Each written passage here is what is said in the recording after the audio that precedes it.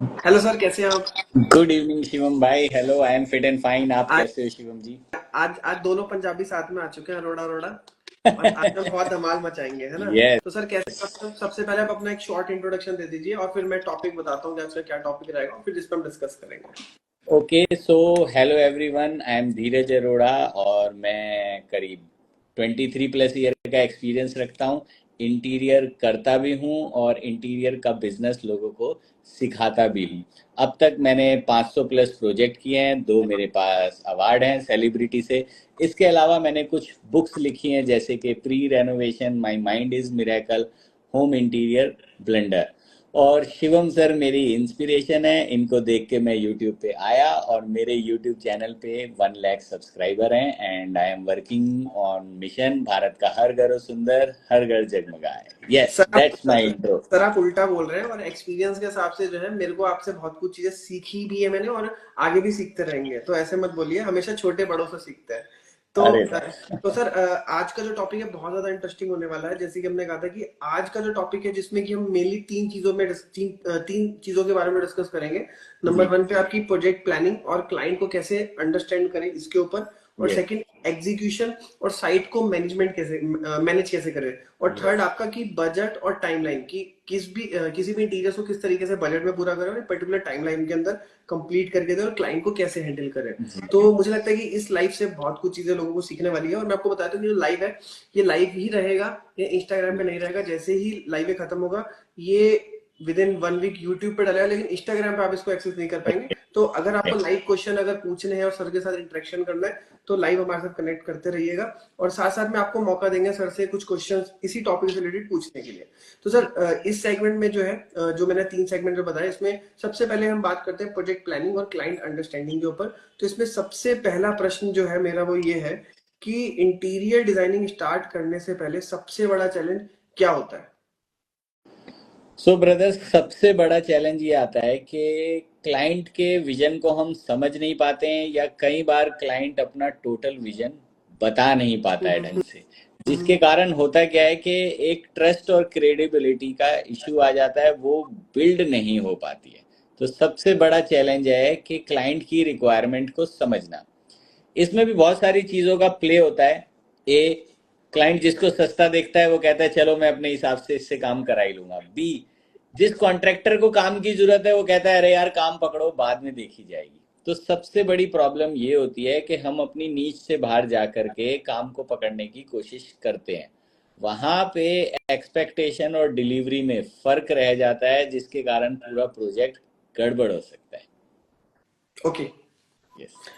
तो सर, इसमें एक क्वेश्चन जो मेरा है इसी टॉपिक से रिलेटेड, कि इंटीरियर डिजाइन प्लानिंग में सबसे पहले क्या डिफाइन करना जरूरी है, क्लाइंट का विजन या बजट? विजन।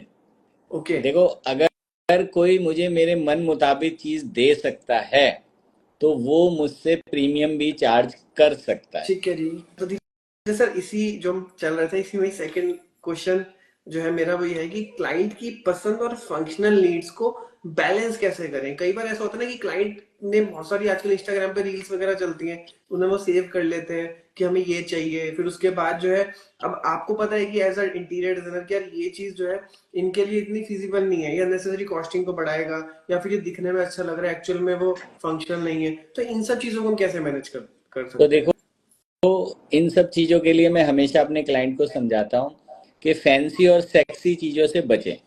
यानी आप इंस्टाग्राम पे ऐसी चीज़ देखोगे कि ऐसे घुमाया टीवी यूनिट बन गई, ऐसे घुमाया स्टडी टेबल बन गया। इन चीज़ों से हमेशा दो दिक्कत होती है। ए, कि भाई इनकी फंक्शनैलिटी को कभी भी हम यूज़ नहीं करते, वो सिर्फ एक दो बार गेस्ट आए उनको दिखा दिया ऐसे खुल जाता है। बी, इनको जब बच्चे ऑपरेट करते हैं तो उन्हें चोट भी लग जाती है, मूविंग पार्ट होता है तो उन्हें चोट भी लग सकती है। तो मैं हमेशा से कहता हूं कि आपको मॉडर्न मिनिमलिस्टिक घर रखना चाहिए और फंक्शनल नीड को ही ज़्यादा ध्यान में रखना चाहिए। The moment I use to put this marketing message और my this message on my social media, तो मेरे पास अपने आप ही वैसा क्लाइंट आता है जिसको फैंसी और सेक्सी चीज़ें नहीं चाहिए, जिसको एक फंक्शनल चाहिए। तो मेरे पास ऑलरेडी वो फिल्टर होके आता है, तो मुझे बहुत ज़्यादा मशक्कत नहीं करनी पड़ती है। लेकिन अगर किसी इंटीरियर डिजाइनर के पास ऐसे इनोवेटिव और आउट ऑफ द बॉक्स काम आ रहे हैं तो उसको वो करना चाहिए, वहां उसको क्लाइंट की ही सुननी चाहिए। ओके। क्योंकि आई थिंक मुझे लगता है कि सर जैसे फॉर एग्जांपल आपका जैसे चैनल काफी बड़ा हो गया है यूट्यूब पे भी और इंस्टाग्राम पे भी काफी अच्छी फॉलोइंग बेस है। अब उसमें एक ही मान लिया आपने मान लिया जो भी 100 200 या फिर इससे ज्यादा जो भी प्रोजेक्ट करोगे तो आपने उसी के अराउंड ही आपने चीजें बता रखी होंगी, तो जो बंदा देखेगा तो वही चीज मांगेगा जो वो देख के आ रहा है, तो आपको इतना प्रॉब्लम नहीं होती होगी। यस सर, बिल्कुल ठीक बात है। ओके। ओके, बहुत बढ़िया। तो सर इसमें थर्ड मेरा क्वेश्चन ये है कि अगर क्लाइंट के पास क्लियर विजन नहीं है, मतलब उनको पता ही नहीं कि करना क्या है, तो उनको हम गाइड कैसे करें? तो अगर किसी क्लाइंट के पास क्लियर विजन नहीं है तो वो आपके लिए बहुत अच्छा क्लाइंट है। ओके। और सोने पे सुहागा ये कि वो फुली सरेंडर्ड भी हो। वो ये कहे सर मेरे पास विजन भी नहीं है और मैं टोटली चाहता हूँ कि आपके विजन के साथ काम करें, तो उसको गाइड करना बहुत इजी है। हम इसको बोलते हैं पैराग्राफ फार्मूला। ओके। यानी हम उसको बोलते हैं एक पैराग्राफ में अपने ड्राइंग रूम को एक्सप्लेन कर दो, एक पैराग्राफ में अपने डाइनिंग एरिया को एक्सप्लेन कर दो क्या क्या चाहिए, और अकेले नहीं अपनी पूरी फैमिली के साथ बैठ के। एक पैराग्राफ में बिटिया के कमरे को डिफाइन कर दो, एक पैराग्राफ में बच्चे के कमरे को डिफाइन कर दो, एक पैराग्राफ में पेरेंट्स रूम को डिफाइन कर दो, अगर वॉशरूम और किचन भी हो रहे हैं तो उनको डिफाइन कर दो। उसके बाद आपको विजन हम देंगे क्या करना है। तो ये हमारा tried and trusted paragraph formula है। अब ये इफेक्टिव बहुत ज्यादा इसलिए है क्योंकि मैंने अपनी नीश को बहुत नैरो डाउन किया हुआ है। मैं हम्म। अपार्टमेंट इंटीरियर ही करता हूँ। अगर कोई मुझे बोले सलून कर दो सर, मैं नहीं करूंगा। कैफे बोलो, मैं नहीं करूंगा। पहले कभी करता था, बट अब 5 साल से मेरी नीश यही है। तो लेजर शार्प फोकस होने के कारण हमें विजन देना बहुत आसान हो जाता है। कई बार हम उनके प्रोफेशन के हिसाब से उनको विजन दे देते हैं कि सर मैं कॉर्पोरेट ऑफिस में डायरेक्टर हूं, तो साहब ये कॉर्पोरेट ऑफिस के डायरेक्टर का हमने घर किया था, आप देख लो ऐसा बनाना है क्या। तो वो बोलता है हाँ जी, कुछ चीजें तो मुझे सिमिलर लगी और कुछ चीजें मैं अलग भी करना चाहता हूँ। बट ऑब्वियस है, जैसे सबका चेहरा अलग है, सबकी पहचान अलग है, ऐसे सबके घर की बेस भी अलग ही होता है। बेशक चाहे सेम इंटीरियर डिजाइनर ने किया, लेकिन उनके टेस्ट और फ्लेवर के हिसाब से एक अलग ही घर का इंटीरियर बन के निकलता है। तो यस, क्लाइंट को विजन को गाइड करना चाहिए और पैराग्राफ फॉर्मूले का यूज करना चाहिए। ओके। ओके। तो सर इसमें मेरा नेक्स्ट क्वेश्चन ये है कि जैसे एक तो होता है मूड बोर्ड, हम्म। ठीक है? तो मूड बोर्ड और कॉन्सेप्ट फाइनल करने का बेस्ट अप्रोच क्या रह सकता है? और पहले मुझे ये बताइए कि मूड बोर्ड और कॉन्सेप्ट में क्या डिफरेंस रहता है? ओके, तो सर मूड बोर्ड हो गया जो हम first cut power point presentation देते हैं, ठीक है जी। और कॉन्सेप्ट हो गया कि हमने उनको चीजों को साथ रख के फिर दिखाया। जैसे मान लो कोई रफ एक स्केचअप बना दिया, कोई 3D बना दी, या चीजों को जोड़ के दिखा दिया, हम्म। मेरी समझ में। हम्म। तो हमारे पास कॉन्सेप्ट जैसी चीज बहुत ज्यादा नहीं लाई करती है। हम लोग मूड बोर्ड के बाद सीधा स्पेस प्लानिंग करते हैं, और स्पेस प्लानिंग से मतलब 2D है, और फिर 3D चलते हैं। ओके। तो मूड बोर्ड के लिए बेस्ट अप्रोच होती है कोलैबोरेटिव अप्रोच। ओके। आपको एक अंदर का सीक्रेट बताता हूँ। मेरे पास 100 में से 90 क्लाइंट होते हैं, वो पहले ही मूड बोर्ड बना के आए होते अच्छा। हैं। वो पिन इंटरेस्ट पे हमको शेयर कर देते हैं कि सर ये चीजें हमने पिन करके रखी हुई हैं, आप बताओ इसमें से क्या क्या चीजें हमें करानी चाहिए, क्या क्या चीजें नहीं करानी चाहिए। Okay. Particularly the area which I use to work, Gurgaon, वहाँ लोग इतने एजुकेटेड हैं, वो पावर पॉइंट पीपीटी बिल्कुल बना के आपको दे देते हैं आपकी टीम को बिल्कुल कि बिल्कुल। सर हम ये करना हम्म। चाहते हैं, बस हम्म। आप इसको पूरी तरीके से 3D बना के हमें दिखा दो और करा दो। 90% केसेस में, यानी अगर 100 प्रोजेक्ट हम साल में कर रहे हैं तो 90 प्रोजेक्ट में दे ऑलरेडी हैड पीपीटी, और they already make their mind कि उन्हें ये चाहिए, क्योंकि सोशल मीडिया पे एक्सपोजर ही इतना है। तो हम्म। कोलैबोरेटिव अप्रोच लेनी चाहिए। अपने आइडियाज ना उनको पहले शेयर करें, पहले उनसे पूछें, वो सर बता लेकिन देंगे। सर लेकिन इसमें ऐसा भी होता है ना, कई बार सामने वाला कहते हैं कि हम उनसे पूछते हुए कहते हैं कि भाई तुम इंटीरियर डिजाइनर, तुम्हारा काम है, तुम तो बताओ, हम क्यों बताएंगे, हम बताएंगे तो हमको नहीं, नहीं करवाना है। ऑब्वियसली अगर क्लाइंट ने सरेंडर कर दिया कि मेरे पास विजन नहीं है, मूड बोर्ड नहीं है, तो हम बताएंगे। तो हम हम्म। एक रेफरेंस फोटो उसको देते हैं, हर एक दीवार के लिए 3 3 4 4, और हम्म। फिर उसको स्कैन करते हैं। फिर जूम मीटिंग करके उसको गाइड भी करते हैं कि इस वाले में ये प्लस माइनस है, इस वाले की कॉस्टिंग सबसे ज्यादा है, ये एवरेज कॉस्टिंग का है, ये सस्ता है। For example sofa back wall, हमने ये बता दिया कि जी टेक्सचर पेंट कर लो, हम्म। पीओपी की ट्रिम्स कर लो, या लैमिनेटेड पैनलिंग करा दो, और बजट है वीनियर पैनलिंग करा दो, तो और बजट है स्टोन लगा दो। तो वो हम गाइड करते हैं उनको पीपीटी के थ्रू। बट मैक्सिमम केसेस में क्लाइंट को ऑलरेडी पता होता है कि मूड बोर्ड क्या है, ये पावर पॉइंट पे कैसे बनना ओके। है। यस। बहुत बढ़िया। तो सर इसमें ना एक मेरा एक इसी से रिलेटेड एक प्रश्न हो रहा है कि अब जैसे बहुत सारे लोग कहते हैं कि 3D बना दो, 3D की विजुअलाइजेशन कर दो, तो इसमें तीन चीजें इस टॉपिक से कनेक्टेड है। पहला तो ये कि जो 3D विजुअलाइजेशन है वो किसी भी स्पेस के लिए जरूरी है कि नहीं है, क्या हर स्पेस के लिए जरूरी है, मुझे ये भी बताइए। और थर्ड और सबसे इंपॉर्टेंट बात ये है कि अब रैंडम जो हम किसी को डिजाइन करके देते हैं, तो उसमें ये रहता है कि आपको पता है कि पूरा प्रॉपर पहले जो है वो आपका मॉडलिंग होगा, टेक्सचरिंग होगा, रेंडरिंग होगा, तो एक टाइम टेकिंग प्रोसेस रहता है। अब वो जो डिजाइन है वो पिंटरेस्ट पे बहुत इजीली अवेलेबल रहते हैं। जी। तो उस केस में ये रहता है कि उनको पिंटरेस्ट पे फोटो मिल गई। अब हम कहते हैं कि यार अगर आपको एक रूम डिजाइन करके देंगे तो इसका इतना चार्ज पड़ेगा, तो उनको लगता है कि यार ये तो फोटो पिंटरेस्ट बहुत इजीली मिल रहा है और आप एक डिजाइनिंग का ये इतना चार्ज मांग रहे हैं। तो उस इन तीनों प्रश्नों का आप मुझे बताइए मिला करके कि क्या हम जो है सॉल्यूशन निकालें। देखो मैं आपको इसमें बहुत सारी बातें हम्म। बताता हूँ। और देर वाजे टाइम जब मैंने इंटीरियर शुरू किया था तो हम 3D नहीं बनवाते थे। अच्छा। ओके। हम मैगजीन में से, न्यूज़पेपर में से, या फिर गूगल आ गया तो इंटरनेट से फोटो ले जाते थे, सर ऐसी वाली टीवी कैबिनेट बना देंगे। सर भी बोलते थे बना दो, लेकिन वो पार्ट इंटीरियर तक ही सीमित रहता था। अगर हम किसी का एक टीवी कैबिनेट बना रहे हैं या एक क्रॉकरी यूनिट बना रहे हैं, हम्म। बट जब हम पूरे घर को डिजाइन कर रहे हैं, hmm. Then everything should be in harmony. वहां पे 3D विजुअलाइजेशन जरूरी ही जरूरी है और हमें बनाना है। हो सकता है हमें पिंटरेस्ट पे कोई चीज अच्छी लगे, जब हम उसे यहाँ बनाए हमें वैसा मटेरियल ना लगे और बनने के बाद वो बिल्कुल भी ठीक ना लगे। तो आपको पूरा 3D विजुअलाइजेशन बहुत जरूरी है। अब मैंने 2017 में अपना घर बनाया था, तो मैंने घर के लिए 3D नहीं बनाई क्योंकि मुझे पता है मैं तो खुद इंटीरियर वाला हूँ। हम्म। लेकिन मेरी वाइफ को लास्ट तक पता नहीं लगा कि क्या चीज बन के आने वाली है। और ओके। जब लास्ट में वो बन के आई तो मेरी वाइफ बोली मैंने तो ऐसे सोचा नहीं था, मुझे ये पसंद नहीं आया। नाउ इन 2022 में मैंने जब दोबारा घर बनाया तो मैंने प्रॉपर से अपने घर की 3D बनवाई और अपनी वाइफ को दिखाया। टू माय सरप्राइज मेरे दोनों बच्चों ने उसमें पार्टिसिपेट किया, अरे पापा हमारा बंक बेड ऐसा दिखेगा। तो मैंने ये देखा कि पावर ऑफ 3D विजुअलाइजेशन ये है, everyone in the project will remain on same page. यानी क्लाइंट को पता है उसे क्या चाहिए, कॉन्ट्रैक्टर को पता है उसे क्या चाहिए, क्लाइंट की पूरी फैमिली को पता है क्या मिलेगा, कारपेंटर को पता है क्या मिलेगा, प्रोजेक्ट मैनेजर को पता है क्या मिलेगा एक 3D आने के बाद। हम्म। तो यस, ये बहुत इंपॉर्टेंट है, इसको ऑब्सोल्यूट नहीं करना चाहिए। और पिंटरेस्ट से कभी भी इंटीरियर डिजाइनर को या 3D विजुअलाइजर को कंपेयर नहीं करना चाहिए, वो अलग प्रोसेस है। भाई आपको एक क्रॉकरी यूनिट बनाना है, आपने डाउनलोड किया पिंटरेस्ट से बना हम्म। दिया। बट आप पूरे घर को अगर आप एक बहुत बढ़िया हारमोनी में करवाना चाहते हैं, then you have to use 3D visualisation. और एक्सीलेंट टूल है, सारे जो ग्रीवेंसीज होते हैं प्रोजेक्ट मैनेजमेंट के उसमें खत्म हो जाते हैं। ओके। तो हम बिना 3D के कोई भी प्रोजेक्ट नहीं करते हैं। कभी कभी हमारे पास इक्का दुक्का रेफरेंस से ऐसे काम आता है कि जी मेरा ड्राइंग रूम है, कर दो, आपसे ही कराना है, तो हम बोलते हैं सर 3D तो हम बनाएंगे ही। तो ओके। बोलता है क्या जरूरत है, मुझे तो पता है कैसा चाहिए। मैंने कहा नहीं सर, ड्राइंग और स्टैंडर्ड इसलिए होते हैं कि घर में कोई भी घुसे उसे पता लग जाए ये चीज बन रही है, ये बनानी है। तो बकायदा हम प्रिंट करके उस 3D को उस दीवार पे लगा देते हैं, बड़े बड़े A3 साइज पे प्रिंट करा के उस दीवार पे लगा देते हैं, so that everyone in the project remain on same page. गलती होने का चांस ही नहीं है। मतलब बेसिकली जैसे मैंने अभी आपको बोला कि किस केस में जो है हमें 3D करवाने की रिक्वायरमेंट नहीं पड़ती, तो आई थिंक आपके हिसाब से जब भी आप करवाओ किसी भी चीज को डिजाइनिंग करवाओ यस, प्रॉपर। बिल्कुल करा। ओके।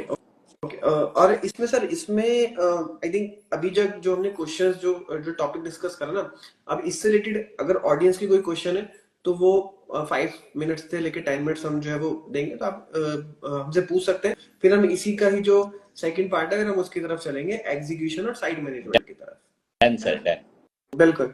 सर इसमें ना एक क्वेश्चन आया रजत अरोड़ा जी का कि कारपेंटर के लिए वर्किंग ड्राइंग नहीं चाहिए होती। तो देखो अगेन, यस चाहिए। फॉर एग्जाम्पल अगर वर्किंग ड्राइंग नहीं होगी तो आपकी साइट विजिट बहुत बढ़ेगी। अगर हम्म। आप क्लाइंट हो तो आपको बहुत बार जाके देखना पड़ेगा।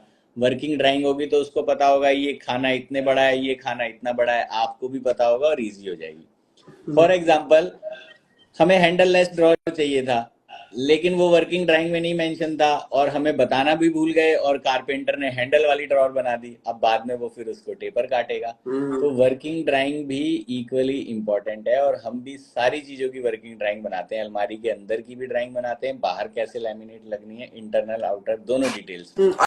और आई थिंक सर वो होनी भी चाहिए, क्योंकि बेसिकली बहुत सारे लोग क्या करते हैं कि स्टार्टिंग में भी जब हमने स्टार्ट किया था काम, तो जैसे डिटेल ड्राइंग में ऑब्वियसली टाइम लगता है, तो वो टाइम मान लिया 2-4 घंटे 5 घंटे वहां तो बच जाते हैं, लेकिन वो फिर साइट पे उतने चक्कर लग जाते हैं कि उस चक्कर में हमारे और भी जो प्रोजेक्ट्स है वो डिस्टर्ब हो जाते हैं, मतलब बल्क में काम नहीं कर सकते फिर। यस वो हमारा फोकस हट जाता है उससे, है ना। यस। ओके, तो सर एक हार्दिक जी का क्वेश्चन है कि 3D में चार्जेस को कैसे डिस्कस करें, मतलब कैसे चार्जेस डिसाइड करें। कैसे चार्जेस डिसाइड करें? तो देखो ब्रदर, हम तो पार्टी से एक कंसोलिडेटेड चार्ज लेते हैं जिसके अंदर 2D 3D बेसिकली चार चीज़ें इंक्लूड होती हैं। सबसे पहला हम उसको प्रेजेंटेशन बना के देते हैं, वो इंक्लूड होता है।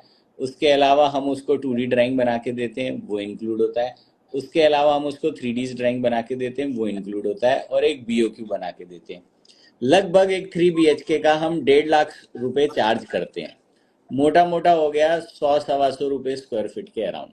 अब आप इसमें चार पोर्शन में डिवाइड कर सकते हो तो 25-30 रुपये फुट 3D की कॉस्ट आ जाएगी। और सर मैं सबसे पहले तो थैंक यू बोलना चाहूंगा कि आप इतनी ट्रांसपेरेंसी से सारी चीजें आप बता रहे हैं व्यूअर्स को, क्योंकि इतनी ट्रांसपेरेंसी से मैंने देखा कि और भी जैसे मैंने लाइव कर लोग हैं तो प्राइस बताते हुए थोड़ा सा हिचकते हैं। वो कहते हैं कि डिपेंड करता है या फिर लोकेशन वाइज, तो आपने बिल्कुल खुल के चीजें सारी तो सर इसके पीछे वो इसलिए कहते हैं बिकॉज उनका नीश डिफाइन नहीं है। मेरा नीश हम्म, डिफाइन है, मैं या तो 3 BHK कर रहा होता है या 4 BHK कर रहा होता है, इसके अलावा कुछ करता ही नहीं। किंग ऑफ अपार्टमेंट इंटीरियर ऐसे ही थोड़ी हूँ सर। नहीं सर, बिल्कुल बिल्कुल।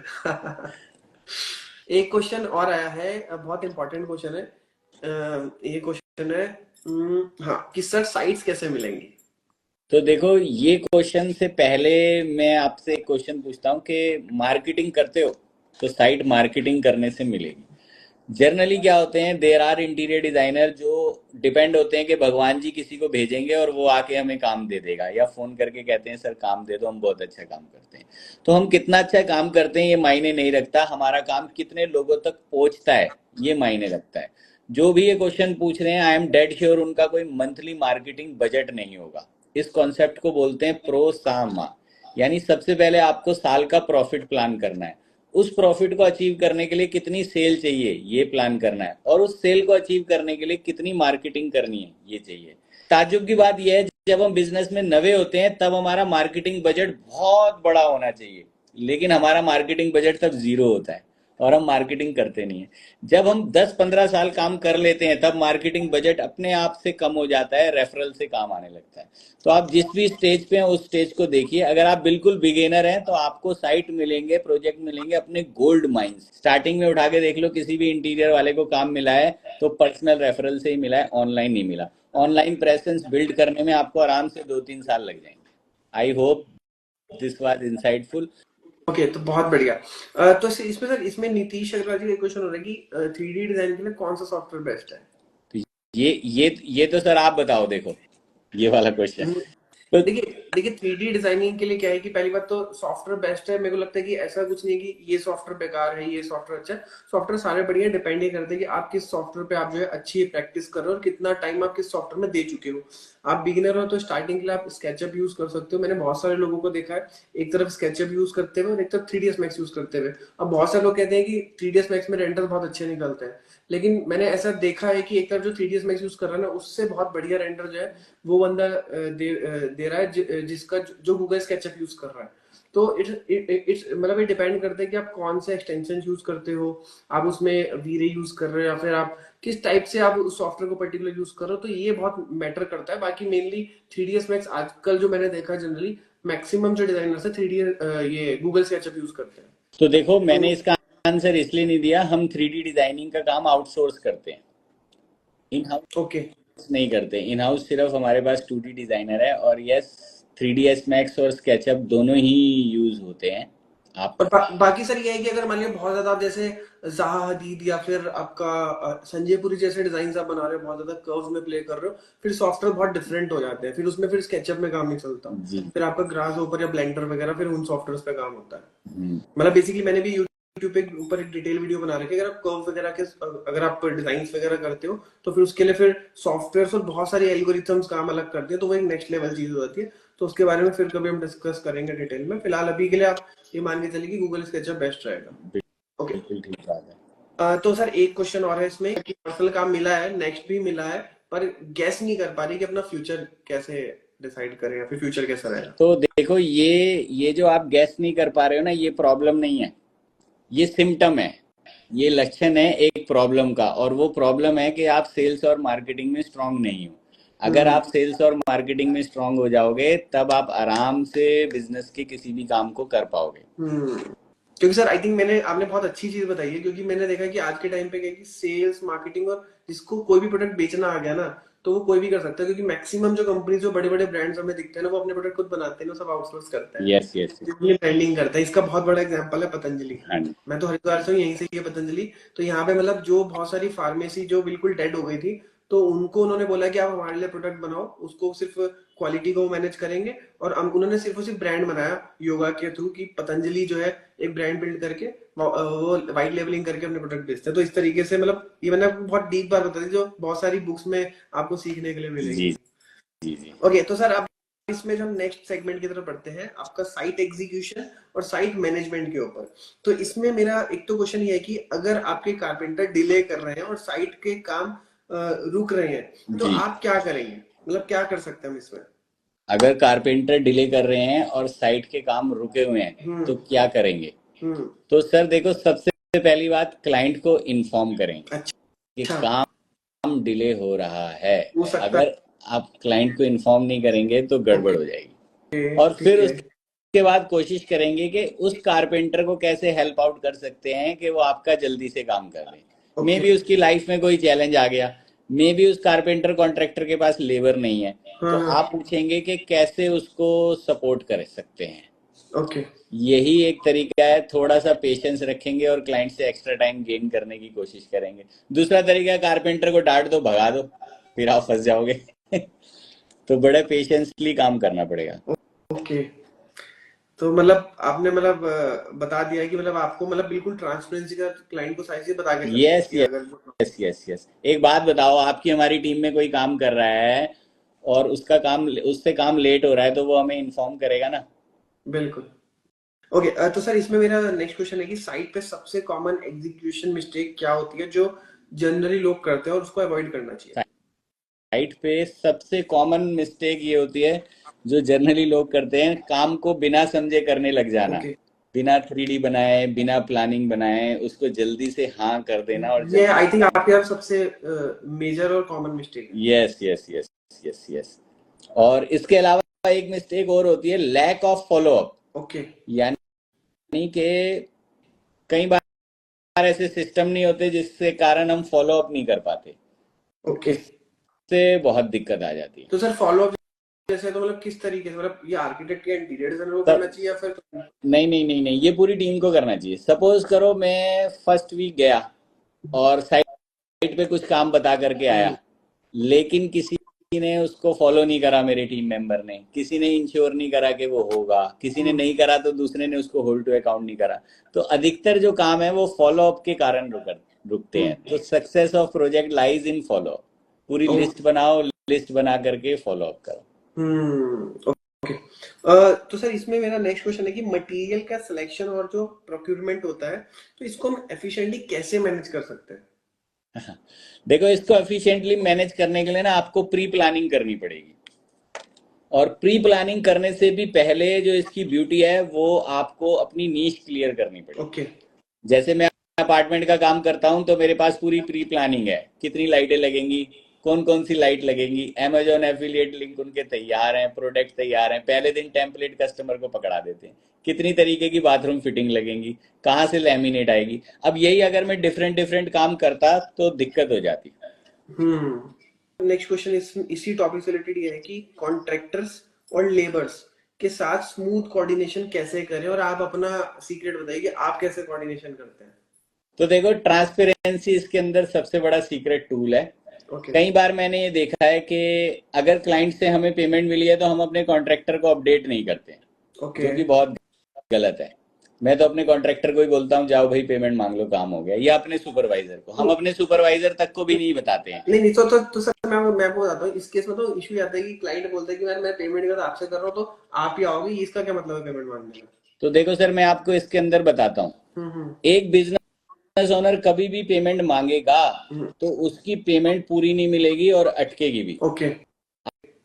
आपको पेमेंट मांगने के लिए अपना एक टीम मेंबर तैयार रखना है। ओ, अब आपने बोला कि जी, कस्टमर बोलता है मैंने तो काम आपको दिया है, पैसे क्या दूं? तो आप ये गलती करते हो, जब पैसे फंसते हैं ना तब टीम मेंबर को बोलते हैं यार तू मांग ले, टेढ़ा आदमी है। तो the moment you get the first payment, वहीं पे आपने क्लाइंट को उस टीम मेंबर से फोन करवाना है या ईमेल डलाना है, थैंक यू सर, मैं धीरज सर के यहाँ से बोल रहा हूँ, मैं अकाउंट और पेमेंट का काम देखता हूँ, आपसे ये चीजें तय हुई हैं, इस चीज की पेमेंट मिली है, आगे पेमेंट भी मैं फॉलो अप करूंगा, और आपको पेमेंट और उससे रिलेटेड कोई बात करनी हो मैं अवेलेबल हूँ।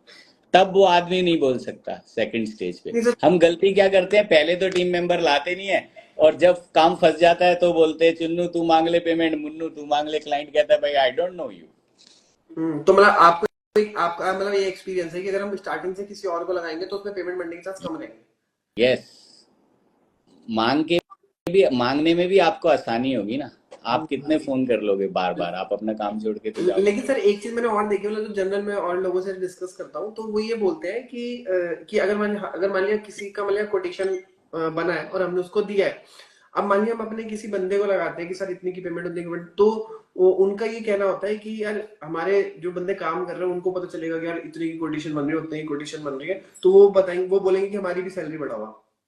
तो बढ़ा दो, क्या दिक्कत है? देखो ट्रांसपेरेंसी तो आपको रखनी पड़ेगी। और आप क्या समझते हो, अगर आप नहीं बताते तो टीम मेंबर को पता नहीं चलता? आप ऑफिस का एक भी काम नहीं कर सकते बिना डॉक्यूमेंट उनके बिल्कुल पास से जाए। बिल्कुल बिल्कुल। तो पता चलता है, वो आपको उन्हें बताना चाहिए, और ओके उनको भी हक से मार्केट स्टैंडर्ड की सैलरी देनी ओके। चाहिए। क्या दिक्कत है? तो आई थिंक मतलब आपका ये कहना है, भैया आपने बहुत अच्छी चीज बताई कि आपको मतलब स्टार्टिंग से ही कोई बंदा रखना चाहिए, आप जितना कम बोलोगे तो उतना आपकी वैल्यू ज्यादा रहेगी, मतलब वजन ज्यादा रहेगा। बिल्कुल। जितना ज्यादा कॉल कर करके पेमेंट मांगेंगे तो प्रॉब्लम हो जाएगी, है जी ना। ओके, बहुत बढ़िया, ये आपने बहुत अच्छा पॉइंट बताया है, मेरे काम का भी है। और ये सर हम अपनी कम्युनिटी में भी सिखाते हैं। इंटीरियर पिनर जो हम कोर्स कराते हैं, इंटीरियर बिजनेस कैसे स्टार्ट करें, ग्रो करें। इनफैक्ट एक पार्टिसिपेंट थी हमारे इंटीरियर पिनर थर्ड बैच की, उसका ये पेन पॉइंट था। ओके। तो वो एक इन पर्सन हमने उसके साथ 1-to-1 किया, उसका पेन पॉइंट क्लियर हो गया। ओके, आई थिंक मतलब जो वो सारी जो जो पेड जो चीजें आप सिखाते हो वो हमें आज आप फ्री में बता रहे जी जी जी। हो। Thank you sir. ओके, तो सर इसमें मेरा नेक्स्ट क्वेश्चन ये है कि प्रोजेक्ट एग्जीक्यूशन के लिए क्या एक प्रोजेक्ट मैनेजर होना जरूरी है? देखो, अगर आपके पास वॉल्यूम है, आइदर नंबर ऑफ प्रोजेक्ट ज्यादा है या प्रोजेक्ट हाई क्लास है, तो आपको प्रोजेक्ट मैनेजर रखना ही पड़ेगा। ओके। अगर आपके पास वॉल्यूम नहीं है तो आपको फिर प्रोजेक्ट मैनेजर आप अफोर्ड नहीं कर पाओगे। तो बेसिकली हमारे पास एक प्रोजेक्ट मैनेजर है, और वो मल्टीपल साइट हैंड ओवर कर लेता है, तो वैल्यू निकल जाती है। और एक सुपरवाइजर है जो डेली बेसिस पे साइट पे रहते हैं, तो उस तरीके से वैल्यू निकल जाती है। लेकिन अगर किसी के पास वॉल्यूम ना हो, जैसे हमारी एट द टाइम 17-18 साइटें चल रही होती हैं, इतना वॉल्यूम होता है, तो प्रोजेक्ट मैनेजर को हम बियर कर सकते हैं। लेकिन अगर वॉल्यूम नहीं होगा तो कोई भी प्रोजेक्ट मैनेजर को बियर नहीं कर सकता। आइदर आपको हमको खुद ही प्रोजेक्ट मैनेजमेंट का रोल फिल देना पड़ेगा।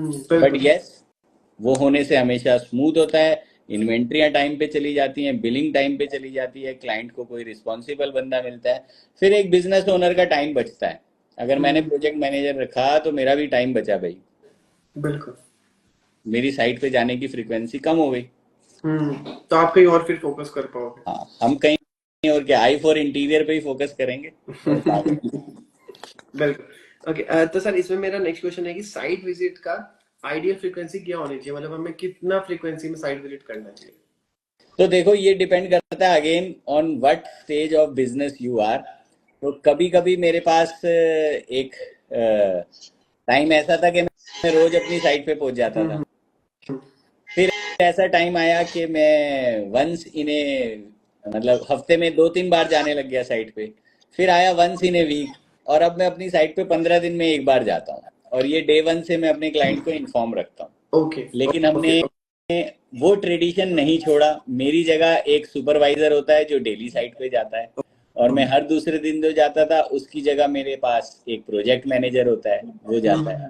तो इनोवेट करा, लेकिन ट्रेडिशन को नहीं छोड़ा। ऐसा नहीं कि मैं 15 दिन में एक बार जाऊंगा तो साइट हो जाएगी, नहीं। अगर मेरे सुपरवाइजर और प्रोजेक्ट मैनेजर नहीं जाएंगे तो वो नहीं होगी। ओके, वैष्णवी जी का क्वेश्चन है कि any suggestion for fresher?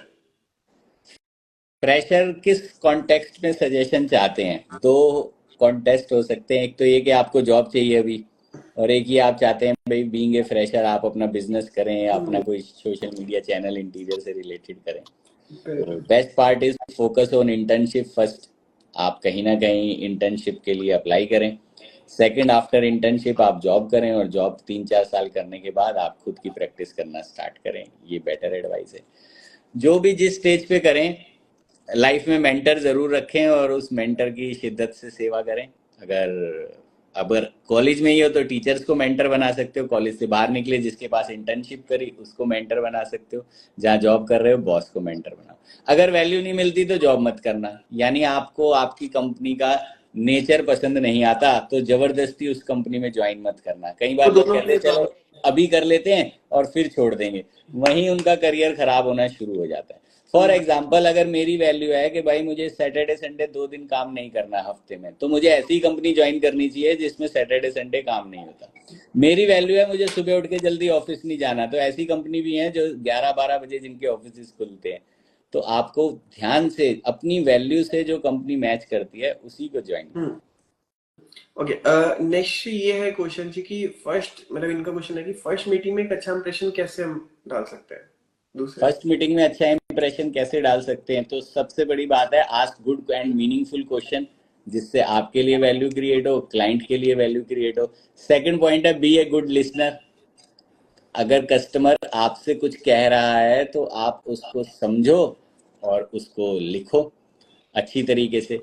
Third point जो बहुत इंपॉर्टेंट है कि फर्स्ट मीटिंग में आपको इंप्रेशन बनाना है, अगर कस्टमर के सारे पॉइंट आपने लिख लिए, जाने से पहले उसके साथ रिव्यू कर लो कि सर आपने मुझे ये बताया। ये किलर स्टेप है, कस्टमर आपका फैन हो जाएगा, बोलेगा 4 इंटीरियर डिजाइनर आए सुन के चले गए, किसी ने रिव्यू नहीं करा बट इन्होंने रिव्यू करा। Okay okay.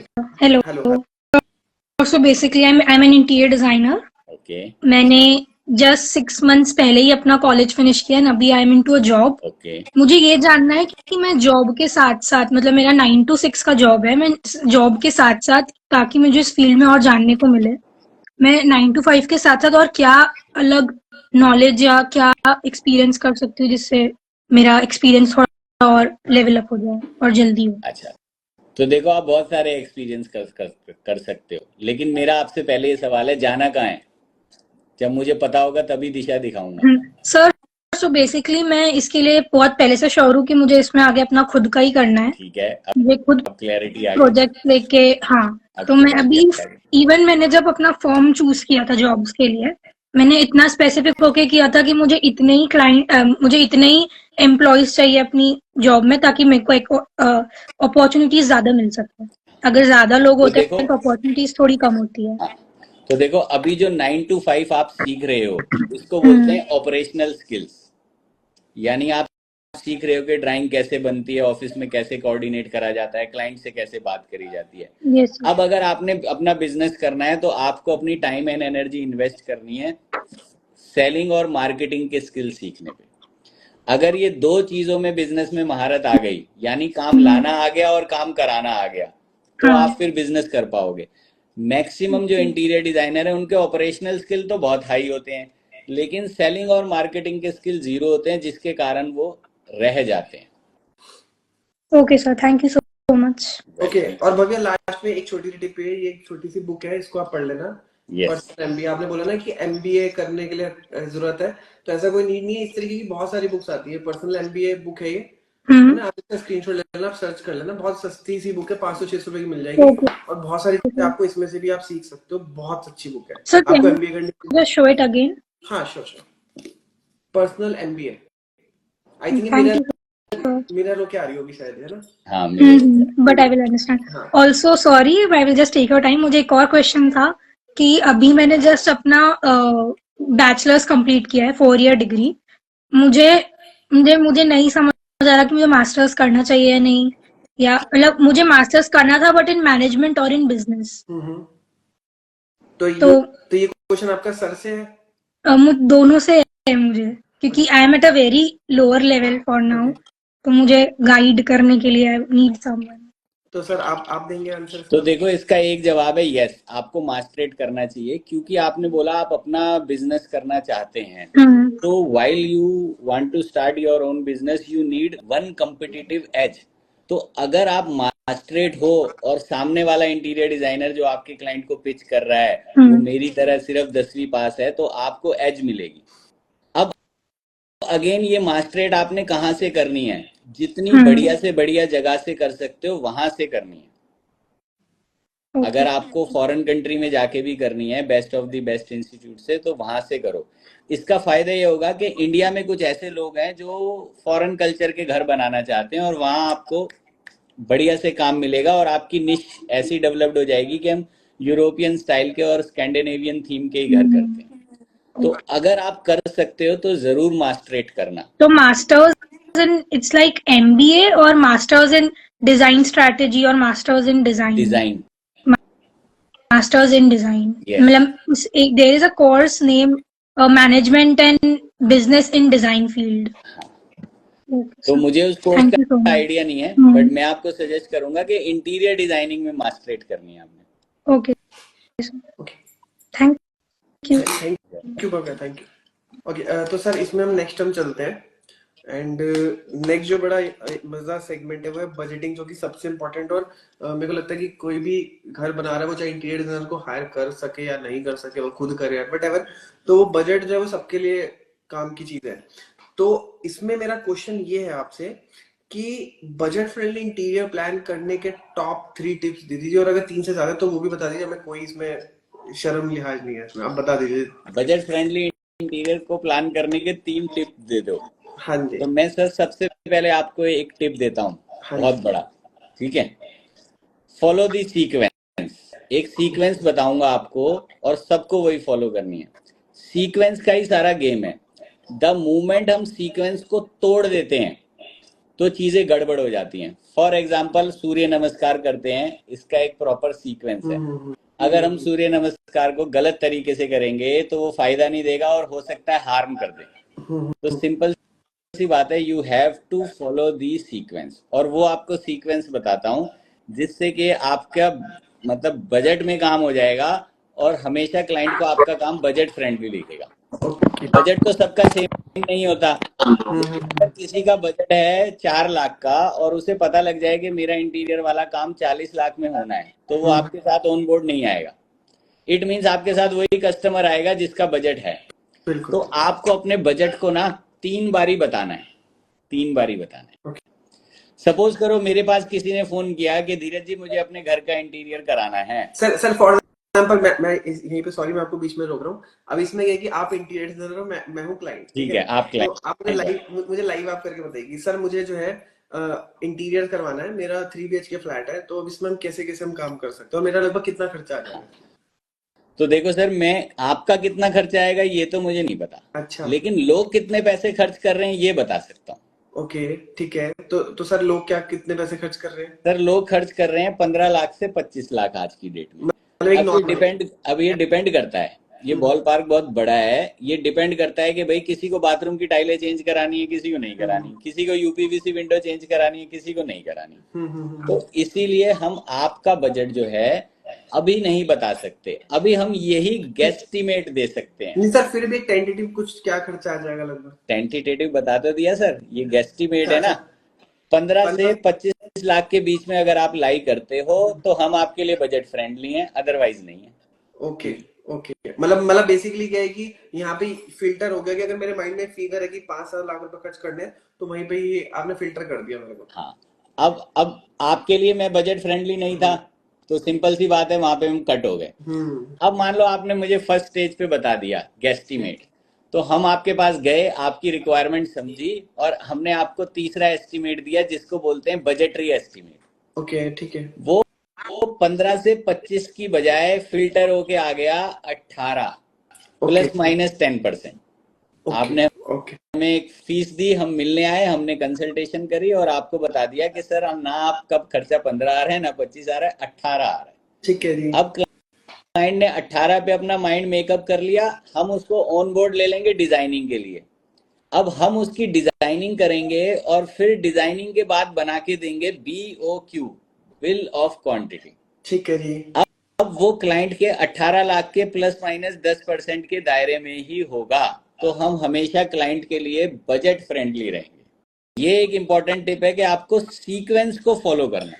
और इसमें एक चीज हो रही है, जैसे फॉर एग्जांपल जो डिजाइनिंग का जो चार्ज रहता है वो हमेशा कोटेशन से अलग ही रहेगा, या वो उसी हाँ, में हम अलग लेते हैं सर, कोई कोई उसी में क्लब कर लेते हैं, पर हम अलग लेते हैं। जैसे आप बोलते हैं कि आप पहले डिजाइन करके तो दिखाओ, हमें पसंद आ गया तभी तो हम काम करवाएंगे, ऐसे थोड़ी कि हम आपको पहले डिजाइनिंग के चार्ज दें। तो उस केस में क्या करना चाहिए? तो देखो सर, मेरे साथ ऐसे प्रॉब्लम नहीं आती। हम्म। जनरली मेरे पास प्री सोल्ड कस्टमर आता है। सर बेसिकली क्या है सर, आपके साथ नहीं आती, लेकिन हमें जो बहुत सारी जो ऑडियंस देखी है उनके 1 लाख फॉलोअर्स नहीं है ना, तो मैं उनके पॉइंट से क्वेश्चन पूछ रहा हूँ तो आपसे। तो देखो, उस केस में उन्हें क्या करना हम्म। पड़ेगा, उनको इस चीज के सोशल प्रूफ बनाने पड़ेंगे कि वो किस तरीके का इंटीरियर करते हैं। ओके। और अगर वो नए बिजनेस में है तो फिर कोई बात नहीं, क्लाइंट जैसे सीक्वेंस कह रहा है, क्लाइंट कह रहा है मुझे आप फ्री में डिजाइन करके दिखाओ, तो आपको एक रिस्क लेना पड़ेगा। हम्म। भाई आपके पास प्रूफ नहीं है ना। अब मेरे पास क्या है कि 150 से ज्यादा वीडियो टेस्टिमोनियल है, हम्म। और मिनिमलिस्टिक इंटीरियर ही काम करता हूँ, लग्जरी इंटीरियर करता नहीं हूँ। तो मैं क्लाइंट को बोलता हूँ अगर ऐसा बनवाना है तो मैं हूँ, अगर ने ऐसा इससे लग्जीरियस बनाना है तो बताओ, जो लग्जीरियस बनाता है उससे कनेक्ट कर देता हूँ। ओके। अब अगर आपके पास ये चीजें नहीं है तो आप सैंपल 3D बना के तैयार कर सकते हैं कि ये हमारी डिजाइन मेथोडोलॉजी है। हम्म। कुछ तो कस्टमर आपको क्रेडिबल समझेगा तभी तो काम देगा, नहीं तो everything will be at your risk. बिल्कुल बिल्कुल बिल्कुल। भाई मैं मुझे कोई प्रॉब्लम है, मैं एक बढ़िया हॉस्पिटल में ही तो जाऊंगा ना सर। अगर मुझे डाउट है कि किसी हॉस्पिटल में मुझे सही ट्रीटमेंट नहीं मिलेगा तो मैं उधर नहीं जाऊंगा। क्लाइंट क्या होता है ना कि बार बार अपनी चॉइस चेंज करता है, हमने बीओ की रेडी कर दी, हाँ, फिर बाद में जिग जिग बाजी चल रही है कि यार ये चेंज कर दो, फिर इसमें इतने थोड़ी पैसे लगते हैं, या फिर आपने कहा कि यार इतने पैसे बढ़ेंगे, चलो ठीक है थोड़े से बढ़ा लो, लेकिन जितने आप कह रहे हो इतने इतने तो जरूरत नहीं है। तो उन सब चीजों से कैसे बचा जाए? देखो, पहली तो बात है कि अगर क्लाइंट चेंज करता है तो हमें उसको वेलकम करना चाहिए। ठीक है ठीक जी। है, चेंज हमेशा से करो, बेटर के लिए करो। अगर कोई गलत चेंज है तो उसको गाइड करो। For hmm. एग्जाम्पल, कई बार हमारे क्लाइंट कुछ चेंज कहते हैं, हम उसको एम्ब्रेस करते हैं। और अगर वो ये चेंज कहते हैं, हम कहते हैं सर हमें ऐसा अच्छा लग रहा है, आप कहोगे लेकिन फिर करेंगे।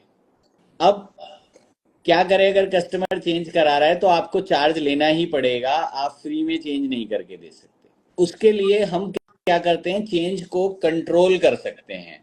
चेंज को कंट्रोल कैसे कर सकते हैं, वीकली मीटिंग रख के, यानी हर चीज की हम सैंपलिंग और मॉकअप करके दिखाएंगे, जिसके कारण कस्टमर एग्री होगा तभी उस काम को हम करेंगे।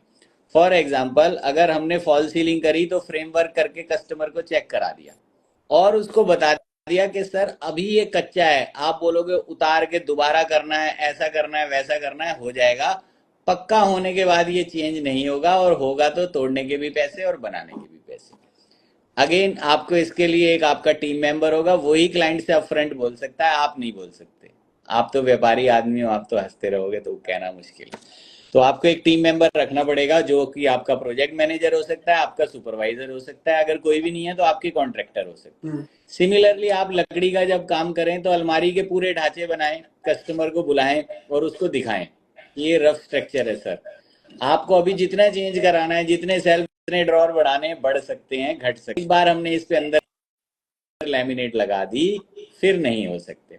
लेकिन तो लेकिन सर इसमें एक चीज और भी है ना, जैसे फॉर एग्जाम्पल आपने डिजाइनिंग करके दिया, आपने बोला कि हम पूरी वर्किंग बना के पहले दे देते हैं कि कितने शेल्फ कैसे कैसे आएंगे, आपने बीओ की उसके अकॉर्डिंग करा हुआ है। जी जी, अब क्लाइंट बोलते हैं यार मुझे जो है 2 की जगह पे 4 शेल्फ चाहिए, हाँ है ना, 4 की जगह पे 8 चाहिए, या फिर वो अंदर की चीजें चेंज करवाते हैं। तो उसमें कई बार क्या होता है कि आपने फॉर एग्जाम्पल जैसे आपका कारपेंटर है, वो बोलता है कि आपने मान लिया उसको भी अगर आगे काम दे रखा है, तो वो हाँ। बोलता है ना कि अगर मेरे इसमें इतने शेल्फ बढ़ रहे हैं, इसमें मेरी इतनी लेबर बढ़ रही है, इतना मटेरियल बढ़ रहा है, तो वो सब चीजें फिर तो कैसे वो मैनेज हो? पहले आपके बीओक्यू में मेंशन होनी चाहिए। कि फॉर एग्जांपल, हम सेल्फ का तो कोई चेंज नहीं लेते, सेल्फ जितने मर्जी रखवा लो, बट यस, ड्रॉर का चेंज लेते हैं। तो हम अपने बीओक्यू में बड़ा बड़ा बोल्ड तरीके से लिखते हैं कि 2 दराज से ज्यादा अगर बनी 8x4 की अलमारी में तो वो एक्स्ट्रा चार्जेबल होंगी और उनका ये प्राइस होगा। ओके।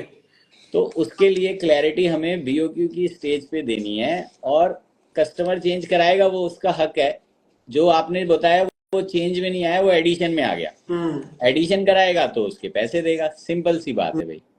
क्योंकि कई बार मैंने देखा ना, जैसे जो स्टार्टिंग में से कोई व्यक्ति काम करता है, ये चीजें एक्सपीरियंस वाली है। अब कोई बंदा क्या होता है कि जैसे वो नॉर्मल है, उसने बताया कि वार्डरोब जी हम बना के दे रहे हैं, और इसमें क्या है कि आपका 1500 रुपी पर स्क्वायर फीट आपका लंबाई चौड़ाई के हिसाब से हम कर लेंगे।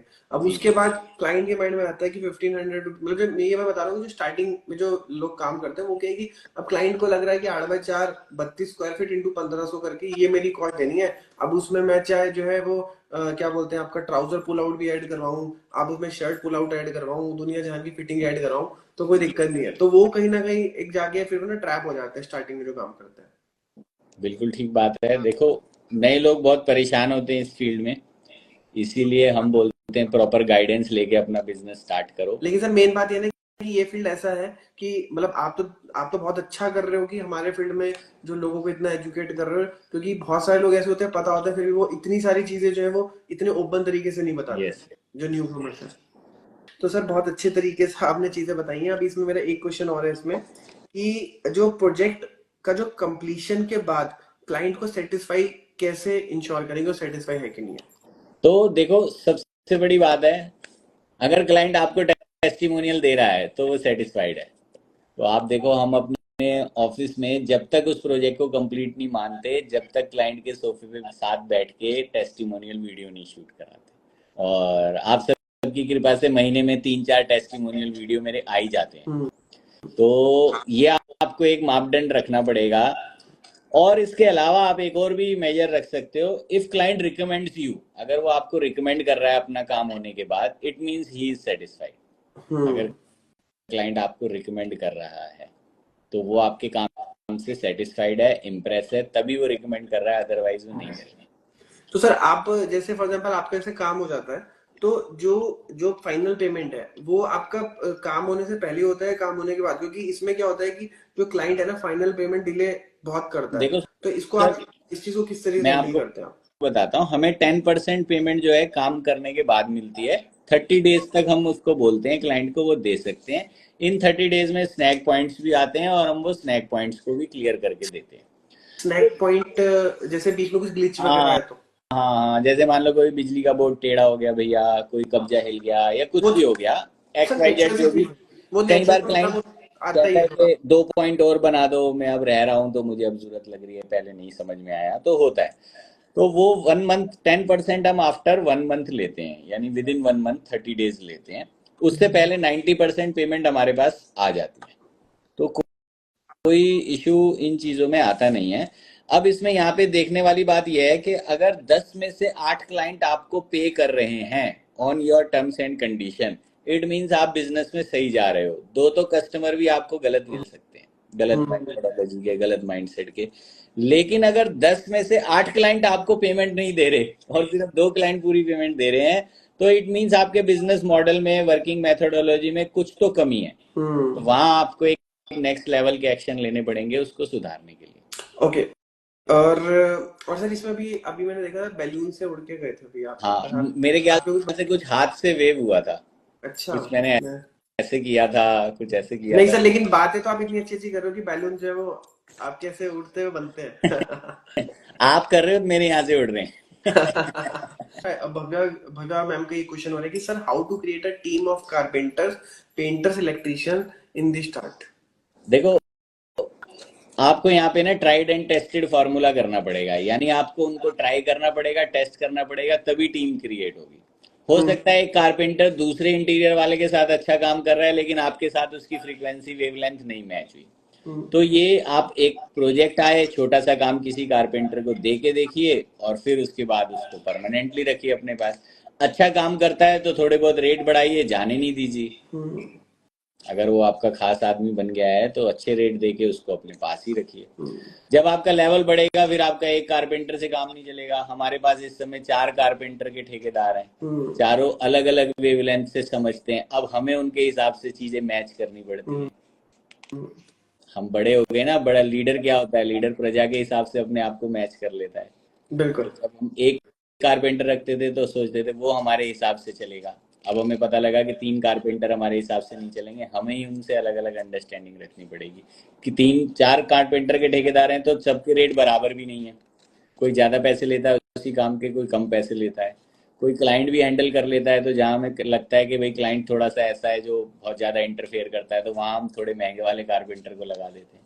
जहां लगता है कि नहीं भाई ये क्लाइंट ठीक है, आराम से चल जाएगा, तो उस वाले कारपेंटर को लगा देते हैं। क्वालिटी सभी से लेनी है, ऐसा नहीं कि जो कम पैसे ले रहा है वो कम क्वालिटी दे रहा है। ओके। तो सर एक चीज जो है, छोटा सा सरप्राइज है कि एक हम एक रैपिड फायर राउंड खेलेंगे आपके साथ में। ठीक है जी। आपको मैं क्वेश्चन पूछूंगा, 3 मैं आपको ऑप्शन दूंगा, आपको एक एक ऑप्शन चूज करना है। पहला क्वेश्चन मेरा है कि अगर क्लाइंट बजट कम करना चाहता है तो सबसे पहले किस चीज पर उसको कॉम्प्रोमाइज करना चाहिए? नंबर 1 मटेरियल की quality, number 2 design complexity, number 3 brand selection. मन पे कॉम्प्रोमाइज करना चाहिए, रिक्वायरमेंट कम करनी चाहिए। सर ये तो ब्रांड से मटेरियल से इतना फर्क नहीं पड़ेगा। ओके। ये ऑप्शन नहीं था। मेरे को फोन खरीदना है, तो मुझे आईफोन आता है, आईफोन में भी 1 TB भी आता है फोन, आईफोन 16 भी आता है, आईफोन 14 भी आता है, 15 भी आता है, एंड्रॉइड में भी महंगे से महंगा फोन आता है, 1.5 लाख का भी फोन आता है। बिल्कुल तो बिल्कुल। मुझे, मेरे पास बजट नहीं है, तो मुझे अपने मन को ही काबू में करना पड़ेगा, ब्रांड को काबू में करके क्या होगा। ओके। सेकंड क्वेश्चन है, एक टाइट बजट में भी लग्जरी लुक कैसे अचीव करेंगे? Number 1 right colour scheme, number 2 affordable alternative, या number 3 minimalistic approach. Minimalistic approach से ही कर सकते हो सर। देखो बहुत मुश्किल है टाइट बजट में काम करना। ओके। टाइट बजट में ऑडी गाड़ी कैसे आएगी, टाइट बजट में मर्सिडीज कैसे आएगी, आ नहीं सकती। There is nothing cheap and best. जो चीप हो गया वो कभी बेस्ट नहीं हो सकता, तो ये तो सोचना पड़ेगा। बिल्कुल। मिनिमलिज्म। ओके। थर्ड क्वेश्चन है जी, अगर क्लाइंट को एक हाई एंड फिनिश चाहिए बट बजट लो है तो आप क्या सजेस्ट करेंगे? Number 1 veneer, number 2 high gloss laminate, number 3 wallpaper. मैं सजेस्ट करूंगा जब पैसे आए तो काम करा लेना। तीनों फिनिश में से वैसे वॉलपेपर इज दी आंसर, सबसे सस्ता होता है, बट मैं कहूंगा जब पैसे आए तो काम करा लेना, जल्दी नहीं है इंटीरियर करने की हमको। ओके। फोर्थ क्वेश्चन है, अगर प्रोजेक्ट बजट से एक्सीड हो रहा है तो क्लाइंट को कैसे कन्विंस करें? नंबर 1 एडिशनल वर्क का proper documentation, number 2 cost breakup with justifications, and number 3 alternative budget solution. Cost breakup with justification. Okay okay. मुझे पता था कि यही आप बताएंगे इसमें। ओके। अब इसमें फिफ्थ जो मेरा इसमें आपसे क्वेश्चन है, ये है एग्जीक्यूशन के रिलेटेड है, टाइमलाइंस और एग्जीक्यूशन। अगर साइट डिले हो रही है तो सबसे पहले क्या करेंगे? नंबर 1 कॉन्ट्रैक्टर से strict discussion, number 2 alternative workforce arrange करना, नंबर 3 क्लाइंट को प्रॉपर अपडेट देना। तो दोनों ही एक्शन एक साथ करने पड़ेंगे, क्लाइंट को कम्युनिकेट कर देना और फिर 2x एक्शन लेना, यानी अल्टरनेट टीम भी साथ लगा देना। ओके। और खुद भी ज्यादा अटेंशन देना, जहाँ डीरेलमेंट हो गई वहां पे कॉन्ट्रैक्टर को पूरी शिद्दत से ध्यान देना चाहिए, वहीं से उसकी सक्सेस स्टोरी बनेगी। नेक्स्ट इसमें क्वेश्चन है कि अगर लास्ट मोमेंट पे मटेरियल डिलीवर नहीं हो रहा है तो क्या करेंगे? नंबर 1 अल्टरनेटिव मटेरियल अरेंज करना चाहिए, नंबर 2 बैकअप सप्लायर से कांटेक्ट करना चाहिए, नंबर 3 वर्क सीक्वेंस एडजस्ट करना चाहिए। तो इसमें ना कस्टमर को मैं कभी कभी बोलता हूँ वो हमारे बच्चे की तरह होते हैं। जैसे बच्चा जिद करता है तो बच्चे से पूछेंगे भाई तेरे को क्या चाहिए, वही मटेरियल चाहिए, तो it's better to wait. Okay. अगर वो कहता है नहीं मैं वेट नहीं करूंगा, तो फिर जो अल्टरनेटिव वो कहता है वो फॉलो करेंगे, एक अल्टरनेटिव मटेरियल उसको सजेस्ट कर देंगे। कोई पर्टिकुलर शेड ऑफ लैमिनेट है वो मार्केट से पसंद करके आ गया लेकिन वो अवेलेबल ही नहीं है, बोला भी 2 महीने बाद आएगी, तो या तो बच्चा वेट करेगा, यानी या तो क्लाइंट वेट करेगा, या फिर जो वो कहेगा वो हम करेंगे, हमारी चॉइस नहीं है इसमें। अगर एक कॉन्ट्रैक्टर बार बार डिले कर रहा है तो कौन सा बेस्ट एक्शन रहेगा? नंबर 1 उस पर फाइन लगा दो, नंबर 2 कॉन्ट्रैक्टर चेंज कर दो, या नंबर 3 क्लाइंट से एक्स्ट्रा टाइम मांग लो। तो देखो मैं ये बोलूंगा विद इन दी प्रोजेक्ट तो क्लाइंट से ही एक्स्ट्रा टाइम लगा दो, आप फाइन नहीं लगा सकते उसको। ओके, फाइन नहीं लगा सकते हैं। हाँ नहीं लगा सकते हो प्रैक्टिकली, या ज्यादा से ज्यादा आप उसके पैसे हटा दो, भगा दो, दूसरा आएगा वो भी ज्यादा पैसे देगा। अब एक गलत आदमी के साथ हम प्लेन में बैठ गए हैं, हमारी सीट पे एक गलत आदमी बैठा है, तो प्लेन लैंड होने तक तो बर्दाश्त करना ही पड़ेगा भाई, उसके बाद देखी जाएगी कि इसका क्या करना है, तो उसको आगे काम मत दो। ओके। मैं एक बैड कारपेंटर के साथ स्टक हो गया था, तो हमने जैसे कैसे उससे वो प्रोजेक्ट कराया और फिर उसके बाद उसको आगे काम नहीं दिया। लॉन्ग टाइम बैक एक स्टोन कॉन्ट्रैक्टर के साथ भी मैं फंस गया था, वो एक दिन लेबर भेजता था 2 दिन नहीं भेजता था, तो बड़ी मुश्किल से क्लाइंट को समझाया और फिर उस सिचुएशन से बाहर निकला, दोबारा उस स्टोन कॉन्ट्रैक्टर को नहीं करा। Similar thing happen with one painting contractor in 2010। तो उसने मेरे को बहुत परेशान किया। वो उसके बाद मुझे फोन करके कई सालों तक काम मांगता रहा। मैं भी कहता रहा अच्छा भाई देखेंगे, बताएंगे, आपको बताएंगे, लेकिन मैंने उसको काम नहीं बताया। तो आपको स्टिक यहाँ पे होना पड़ेगा। पनिश आप नहीं कर सकते। हो सकता है उसके साथ कोई कंडीशन हो, गलती हो गई, लेकिन जब उसने आपके साथ गलती कर दी तो आप दोबारा भी चांस नहीं दे सकते, क्योंकि वो क्लाइंट किसी का घर खराब हो जाएगा। आप समझो ना, घर इज इमोशन। और सर मैं बेसिकली ना एक साइकोलॉजी के ऊपर एक बुक भी पढ़ रहा था, तो उसमें ये चीज बताई गई थी कि अगर किसी भी व्यक्ति ने आपको एक बार धोखा दे दिया, एक बार आपने गलत कर दिया ना, तो उसके मैक्सिमम परसेंटेज ऑफ चांस है कि दोबारा भी मौका मिलने पे आपको देगा, वो सेम चीज रिपीट करेगा, तो वो सुधरेगा नहीं। ओके, तो सर इसमें मेरा नेक्स्ट क्वेश्चन एक और है। अगर क्लाइंट अगर बार बार अपनी चॉइस चेंज कर रहा है तो कैसे हैंडल करेंगे? इसके 3 ऑप्शन है, ठीक है जी। पहला है कि चेंज ऑर्डर पे एक्स्ट्रा कॉस्ट लगाना, number 2 fix mood board approve करना, नंबर 3 लिमिटेड रिवीजन और पॉलिसी रखना। तो चेंज ऑर्डर पे एक्स्ट्रा पैसे लगाना, अनलिमिटेड वाली पॉलिसी रखो।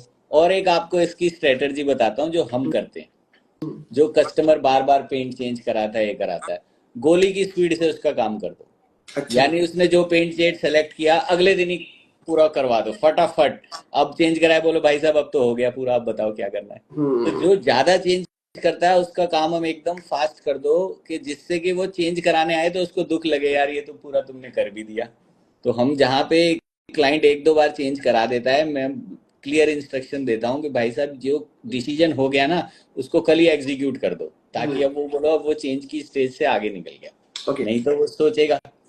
सेम डिजाइन में भी आप देखो, अगर क्लाइंट आपको बार बार चेंज कराता है तो आप डिजाइन डिले करोगे, आप आधा बनाया होगा, उसका फोन आ जाएगा यार ऐसे नहीं ऐसे कर दो, तो उसका काम गोली की स्पीड से कर दो।